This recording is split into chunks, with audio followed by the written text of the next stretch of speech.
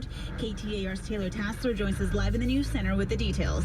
Yeah, Martha, more than 1 million Arizonans are expected to travel for Thanksgiving this year, and more than 950,000 of them will be driving. Julian Paredes with AAA tells KTAR a majority of people will be heading out of town today. Traditionally, the busiest time of the week is Wednesday. It's going to be the busiest travel day in the air and on the road. Pretty much from 8 a.m. to 8 p.m. it's going to be packed. Paredes explains if you're driving, it will be more expensive due to high gas prices, adding it's the highest they've been in more than 20 years.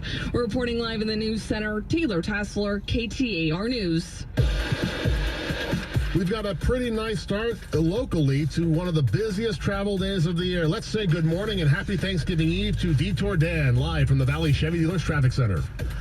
Peter, thank you so much, sir, and good morning to you. You're right, it is one of the busiest travel days of the year, but sure isn't starting out that way in town except for two crashes. One in town, one out of town, and they both involve the I-10. Eastbound I-10 near 59th Avenue. We have a wreck there that's just been moved off right, but there's a 3-mile delay approaching this, so gonna need a few extra minutes to get by it. The other wreck, also on I-10, it's westbound, but it's south of the valley. Mile marker 186 is due to a multiple fatal crash that's taken place westbound 10 near McCartney Road, mile marker 186. It's closed on the westbound side and backed up on the eastbound side. Boy, that could be a real problem if you're heading for the airport. 67th Avenue in McDowell, new crashes come in. This traffic report brought to you by Asset Preservation, Wealth and Tax. Find out if a Roth conversion is right for you. Everyone should get multiple points of view on their financial plan. Go to the RothConversionChallenge.com to schedule your complimentary portfolio review. Detour Dan, KTAR it is.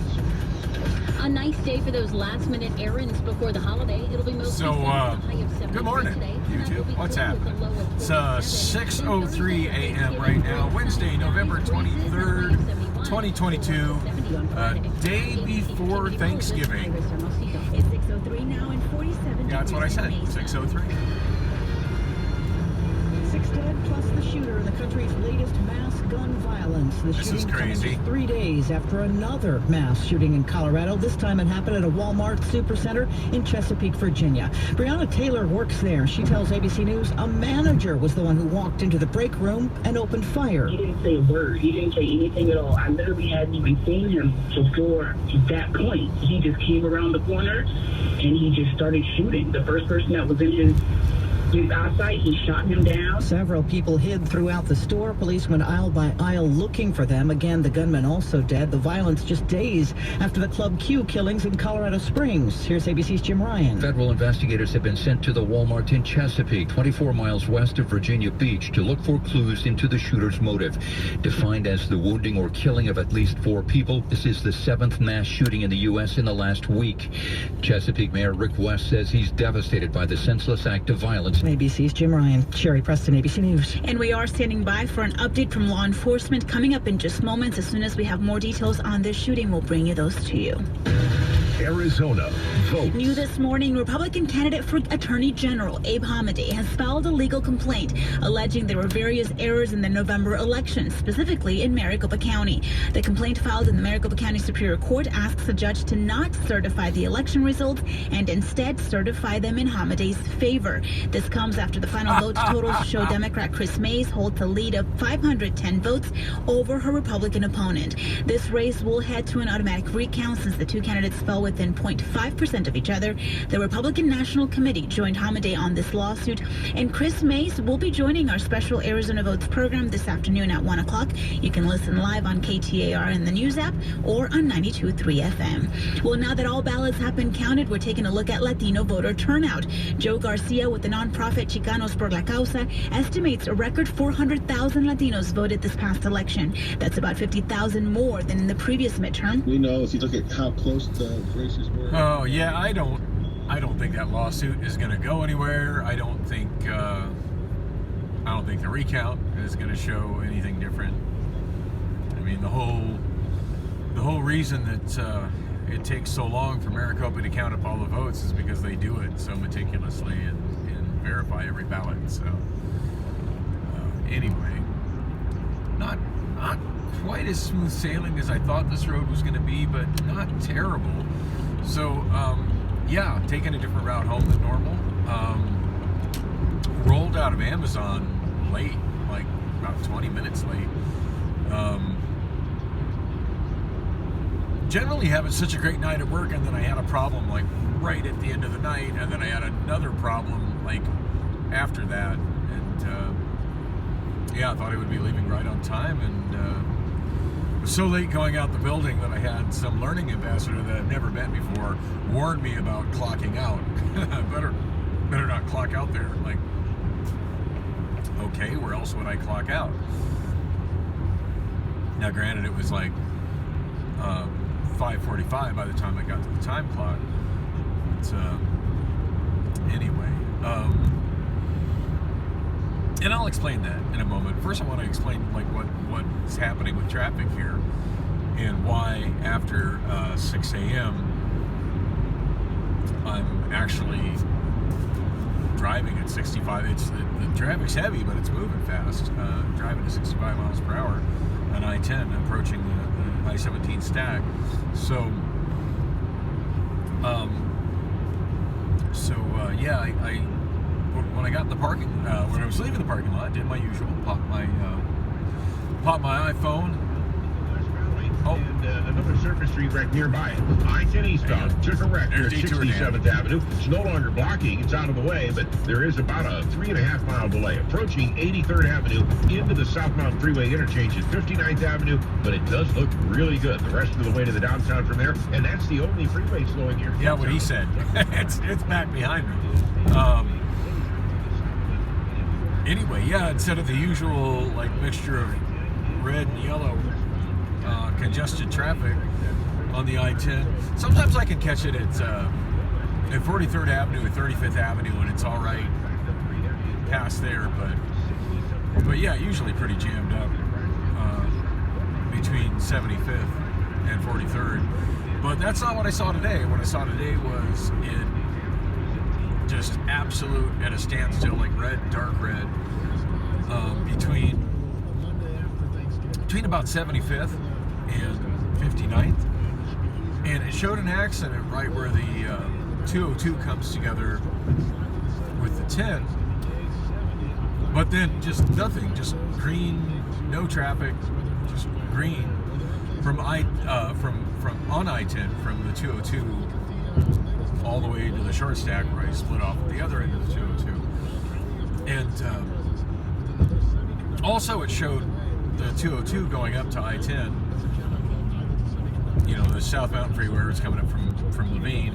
It also showed that completely green, and the transition from the west end of the 202 there onto the eastbound I-10 also showed that, just with no delays. So I did have this happen one other time, and I wasn't vlogging for it, but I remember talking about it like a couple days after, just about how unusual. And that particular day, now this is not a normal traffic day. This is the day before Thanksgiving, so a lot of people not working today. Most people have today off. A lot of people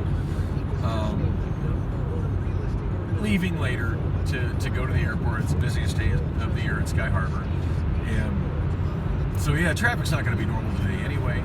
But yeah, the last time there was an accident at that location, I ended up getting home early because I was able to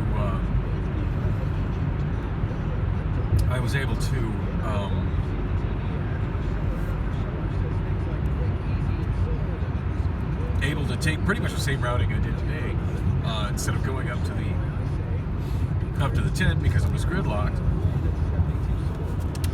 I was able to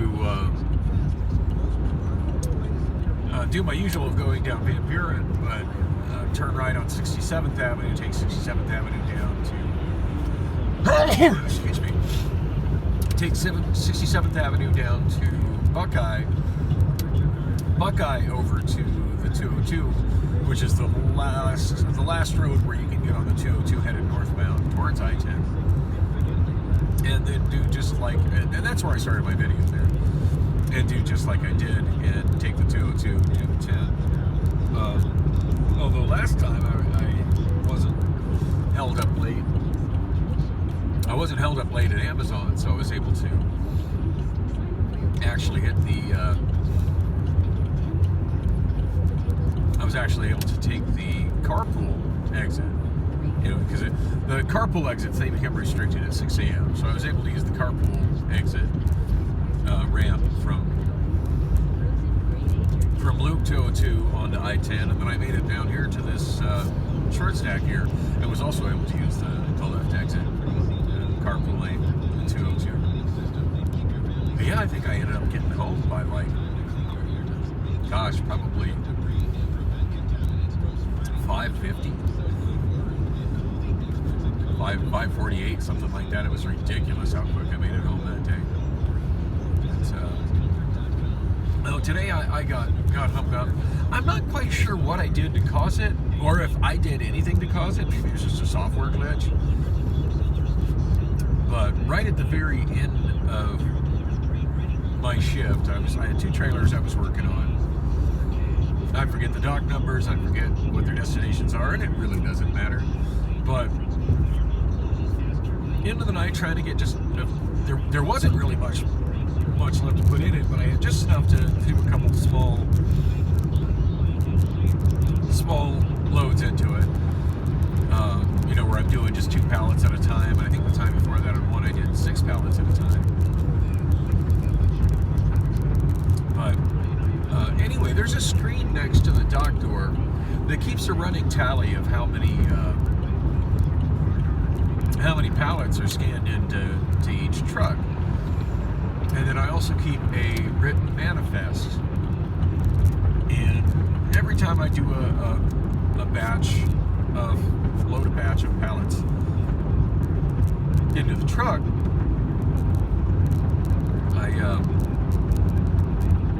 always check to make sure that the number on the written manifest matches with the number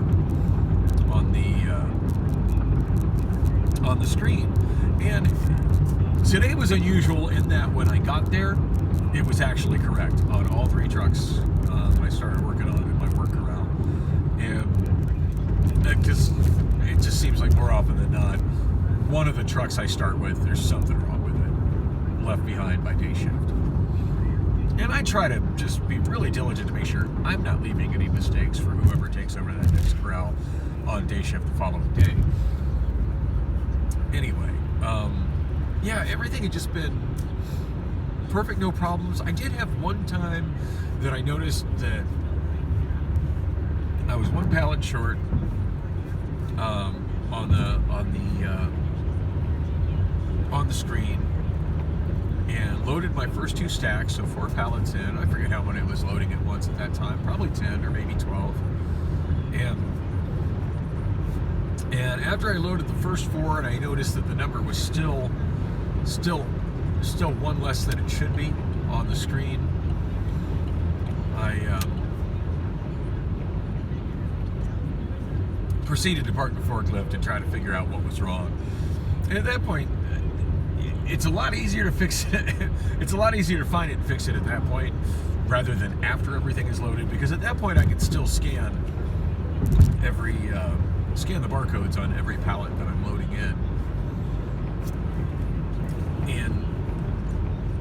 and find out if their status shows as being scanned into the truck or still being in a loading zone ready to be scanned into the truck. And I'm not quite sure how I missed one, but probably about the 4th or 5th one that I scanned that was still out on the floor, not stacked yet, which of course saved me the hassle of walking into the truck and scanning the 4 that I'd already loaded into the truck. But yeah, I found one still scanned to the and this was earlier, probably before lunch. Found one still showing that it was in the system had it still inside the loading zone, which is fine. Scan that one into the truck and solve the problem before it was actually a notable problem. So, you know, I mean, I probably lost about 2 or 3 minutes, 4 minutes in having to figure out what was wrong, but that's a lot less wasted time than having to actually go and unload things out of the truck to figure out what the hell I did wrong, which happens.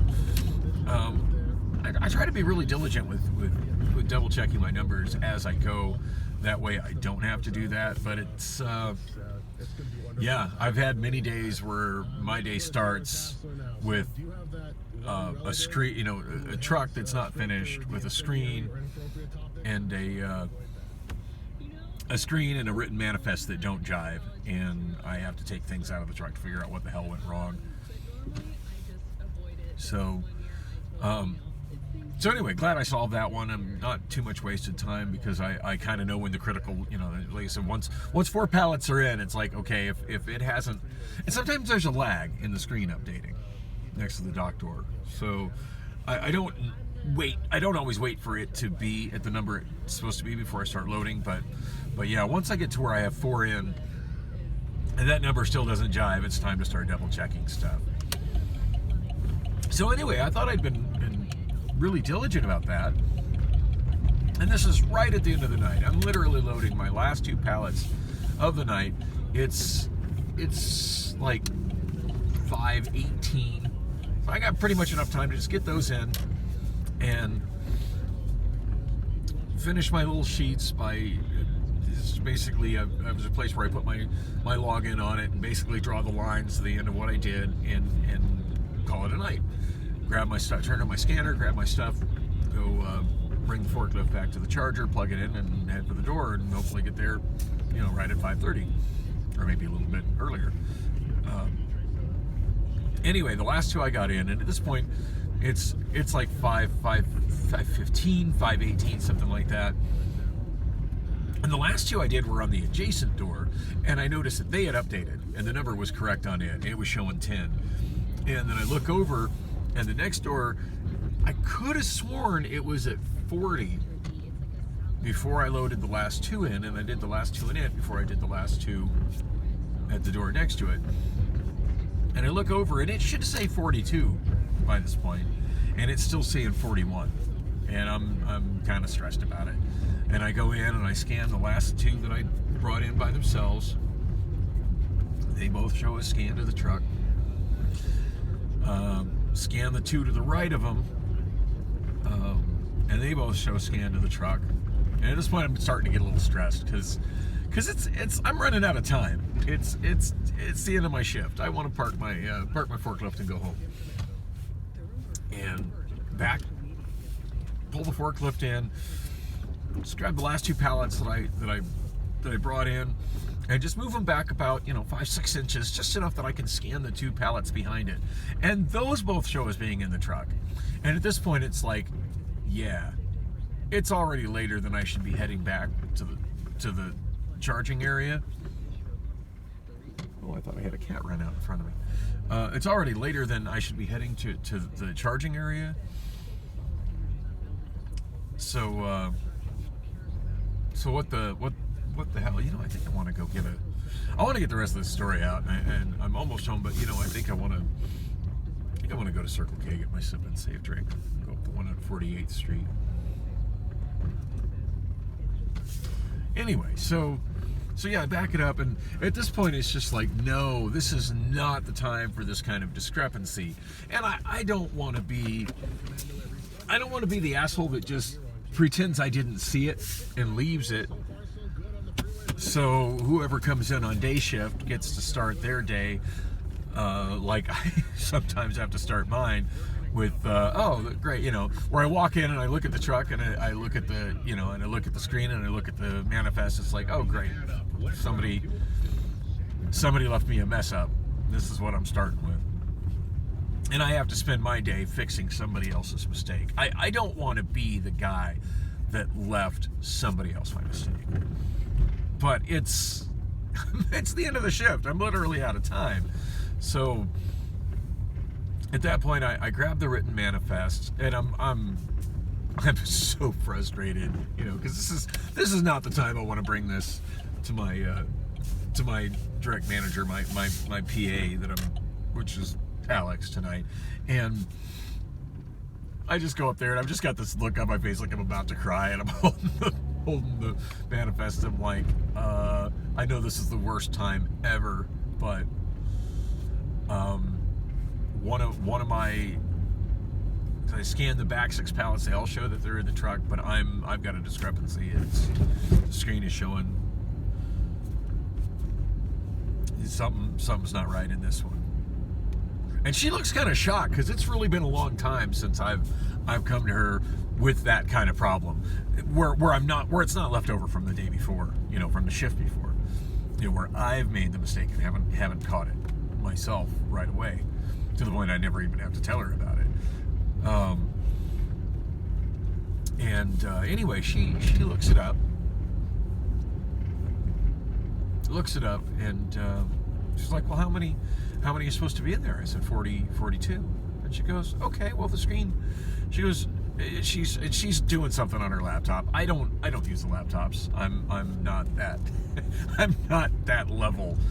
There is one level below PA that uses it. I think it's called PG, which is not management. You're still a level 1 associate, but you've got basically your training to be a PA is functionally what that is. And they've never asked me to do that. And honestly, if they asked me to do it, I don't know if I would really want to, because I've seen people that have got promoted to PG and not got promoted to PA, and they're functionally doing the job of PA and not getting paid for it. And I don't want the extra responsibility without the extra pay. Anyway, but I digress. That's a whole separate deal. But anyway, so I don't know how the screen she's pulling up, I don't know what it is. I don't know nothing about those laptops. But she pulls it up, it's like, oh, it shows 42. It shows 42 in the truck. And I'm like, well, I said, that's weird. Why would it show only 41 on the screen? And she said, well, it's showing 41, and I guess there's some other app. I forget what the hell she called it. She says, well, that's what controls the screen. Sometimes it gets out of sync. And I'm like, okay. So I don't know if it just was one of those situations where I've never seen it get out of sync like that before. Or if maybe I did something to cause it. At this point, I'll really never know.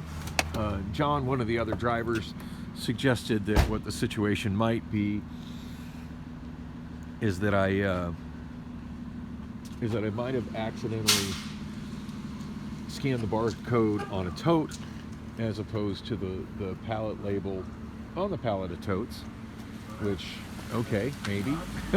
Although I'm really diligent about watching I'm not one of those drivers that just takes because some of the forklift drivers do move do load a little faster than me, but they'll just lay them all out and then they'll scan them and they're like bip, bip, bip, and they don't even look at their screen. I diligently look at the screen after every scan just to make sure it's correct, and do my best not to write it down on the written manifest until I get a confirmation that it has been. It was like they just cleaned the bus stop. Nice. No, until I get the green text confirmation that it has been loaded into the trailer. And even as much as I try to make sure that I do that, I still occasionally miss one. Like I missed one, as I mentioned earlier, before lunch. Anyway, that particular. So I don't know. I find it hard to imagine that I would have done that. Unless, of course, if you scan that, but it still shows the number that would be on the pallet label, even if I scan the tote label. I don't know. I don't know about that. I don't think I've ever inadvertently scanned the tote label while loading pallets. But it's possible. It's definitely possible. There was at one point where I was doing some stuff and I realized I had stacked up 6 pallets in front of the door, getting ready to scan them and then load them in, and I put them in front of the wrong door, which, if that had been 10 or 12 or 14 pallets, that would have been tragic. That would have been absolutely tragic. But since it was only 6, it was like, well, whatever. And fortunately, I realized my mistake before I even started scanning them in, and it was just like, whatever, that's not a big deal. I went ahead and scanned them and scanned the right door barcode and just stacked them up and drove them to stacked them up near the door that the wrong door I put them by, and then throw them into the correct door, loaded them. So I don't think I lost much time doing that. It didn't really, it wasn't really too big of a deal. But and of course I don't think I would have got very far had I not caught my mistake at that point in time. As I think the way it works, if I try to scan it into the wrong door, it gives me an error anyway. And I would have, and that would have, the first one I would have tried to scan into the wrong door. I would have realized right away what I had done wrong, and it would have been about the same. Anyway, at one point, when I was scanning those in, as I was trying to decide how I was going to handle that, since I put it, I think instead of scanning a pallet, and this is the door that had the wrong number at the end. I think instead of scanning a pallet and then scanning the QR code for the door, I think I inadvertently scanned a pallet. And then while I was trying to decide how I was gonna do that, since I didn't have them arranged in front of the right door, I think I inadvertently scanned another pallet,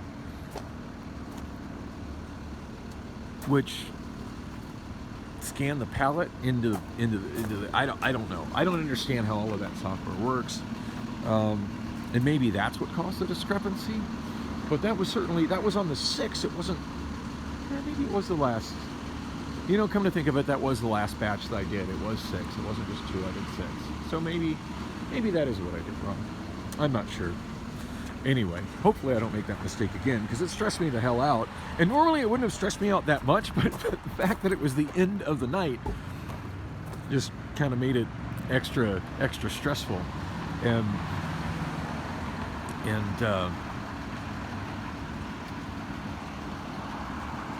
anyway, Alex said everything was just fine.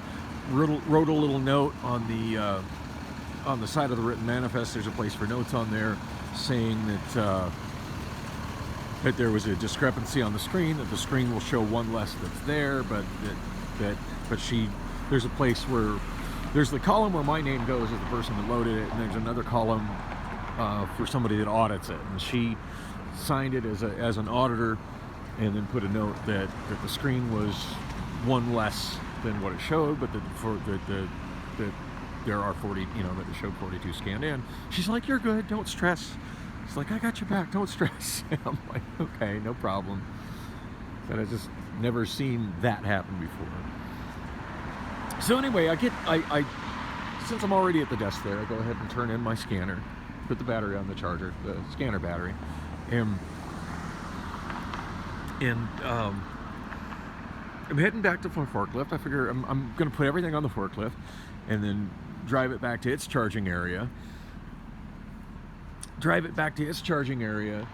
And it's chilly out here this morning, by the way. It's in the mid to upper 40s right now. My hands are starting to get old holding this phone.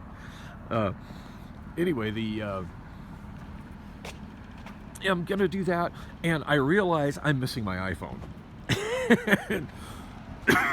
And that's stressful. And I've been using the iPhone all night long. One thing I've been using the iPhone lately, as I've gotten better at making these large patterns of pallets, and then scanning them all in, and then loading them all in, where I'm doing up to 14, loading up to 14 pallets at a time, which has really sped up how quickly I load a truck. I have been taking pictures of the QR codes that are located right next to the dock door, and just scanning the image of the picture, the image of the QR code off my phone. That way I carry my phone with me, and my iPhone, and carry my iPhone with me, and the clipboard, and I'll scan the pallet, scan my iPhone, write it down. Scan the next pallet, scan my iPhone, write it down. That way I'm not wasting time just walking back and forth between this large area where I've spread out these pallets all over my work zone, back and forth to the door, to scan the door. And it's been working really well for me, but I get there, and where the hell is my iPhone? And the only thing I can think is, oh shit, I've probably left it on a pallet and loaded it in a damn truck. and that's got me stressed the hell out. So I tried calling it with the Obama phone, which apparently was not getting a signal inside the warehouse. So it's just not even ringing my phone. It's just not getting through. And that's stressful. And then about that time, another driver who was also kind of running behind, who I mentioned, John.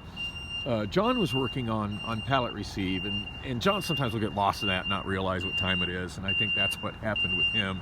So it's a little bit later than it should be, and I'm getting there late because of the whole debacle with the discrepancy on what's on the screen versus what's on my written manifest. And then I'm not sure why John was running late, but anyway, John, which is a good thing, because at this point, like, everybody else is gone. Like, everybody else is gone, and I'm not able to ring my phone. And John comes by, and I'm starting to stress the hell out on where's my iPhone? Because keep in mind, the Obama phone, like, it's not so good, and I smashed the shit out of the screen at the Smashing Pumpkins concert on Friday, so there's that as well. Yeah, now's not a good time for me to be buying another damn iPhone, and I've got a bunch of video shot on this that I haven't edited and uploaded yet. I'm still barely on, like, Sunday afternoon currently with uploading my vlogs, and quite a bit happened the next day on Monday.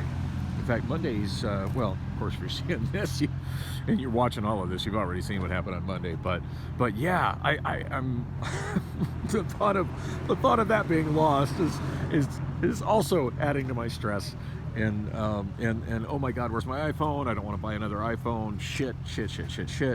And well, so I asked John if he can call my phone, and I get the feeling he doesn't dial his phone very often, because it took him what felt like a painfully long time for him to get to the screen where he dials a phone number. And then of course we don't hear anything. We don't hear it ringing. I'm like, I expect to hear it ringing in the truck, and we don't hear it. Maintenance at this point has music up pretty loud. I mean, it's not loud, but it's, you know, it's not silent, and it should be silent because the conveyors are already off at this point. But yeah, he and at that point I'm like, yeah, odds are pretty good that I have my ringer off. My ringer is off more often than not. He's like, really? I said, yeah, but people call it. I get all these telemarketer calls in the daytime. So it's hard enough to sleep in the daytime working this shift. So yeah, ringer's probably off. And at that point, I'm surprised he's still hanging out with me, trying to help with find my damn iPhone. Because I think if I was him, it would have been like, well, you don't hear it ringing, I'm out of here. But he still stayed there and kept trying to ring it. At which point, I'm looking for a ladder. I go find a ladder, like one of the little yellow plastic step ladders that we have, so I can climb up high enough to see on top of the totes, and I'm on top of the pallets, tote pallets, and I'm shining my flashlight in between the lower level ones, just in case maybe I stacked on top of it. And I'm envisioning, that I might have, because usually when I use the iPhone, I lay it down in the little divot where the feet of the top pallet sits in the bottom pallet. So I'm thinking, God, maybe I crush the iPhone in between two pallets. Won't that be fabulous? And anyway, I go in the back of the truck, the one that had the discrepancy, because I'm thinking most likely that's the one that's in, because that's the last one that I did a batch of pallets where it was enough. I would have had the been using my iPhone to scan the QR code with the scanner, and I climb up on there, and thank God John decided to try ringing it again, and I could actually hear it vibrating on top of the top pallet on the right hand side. It was like, oh, thank God. But yeah, I'm not even sure where the hell that truck is going to, but it wasn't a PHX. It wasn't a PHX truck, so that truck was headed out of state. I would never see my iPhone again. Yeah, got it. But holy crap, so much extra stress right at the end of my night. And anyway, John and I both kind of roll out together, and he ducked into the bathroom as I was heading out the building. But yeah, it was kind of funny. I run into I've got a learning ambassador telling me, "Oh, you can't clock out this late." I didn't explain the iPhone debacle, but I explained the discrepancy with the stuff that's loading. I said I can't really leave until something like that is fixed. And he's like, "Oh, well, if you're a forklift driver, that's a critical role. That's different." I'm like, "Yeah, I said I don't see it being an issue. Occasionally I clock out a little later if something comes up. It's like I'm not really in a position where I can just simply walk away and just leave stuff." And he's like, "Oh, okay, I didn't know that. I guess it'd be all right." I don't know. I think him being a learning ambassador and somebody that doesn't know me, he probably just thought I was some random new hire. But anyway, so that's how my night ended. That's why I'm running so damn late.